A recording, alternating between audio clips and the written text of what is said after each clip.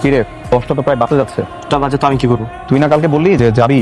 High high high, আমার ভাই দেখি সিরিয়াস হয়ে গেছে। তাহলে তো ব্যাপারটা আমরা জানাই তো। হ্যাঁ মা, আরে মারে ডাকতেছিস কেন? আরে বলতে হবে না। তুই আমি দুই ভাই চুপ চলে যাবো, চল। সব ছাড় আগে ছাড়ো করে। এই তুই কি বলছিস এগুলা? কেন রে, আমার আউটফিট এই সব ড্রেস পরলে মেয়ে পটে? হ্যাঁ পাত্তা দিবে? মানে?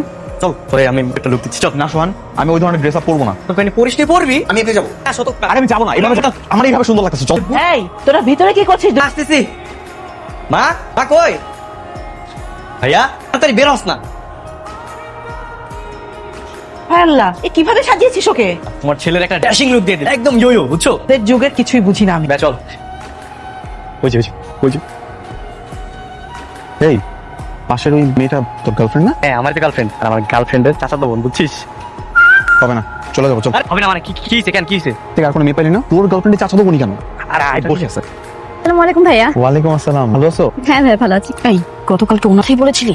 হ্যাঁ, এনি প্রবলেম? Many problem. আপনাকে আমার পছন্দ হয়নি, সরি। তো মানে ঠিকমতো পরিচয় হলেন না, দুই এর আগেই ডাউট। আসলে আমার ক্লাসিক ছেলে পছন্দ, তার যে লোক এরকম ছেলে আমার কখনোই পছন্দ ছিল না। আর এরকম একটা ছেলেকে কোনোদিন আমি আমার সঙ্গী হিসেবে চুজও করতে পারবো না ভাইয়া। না না, এটা কিন্তু এরকম না। প্লিজ কে কনভিন্স ট্রাই করবেন না, রিজেক্টেড। হ্যাঁ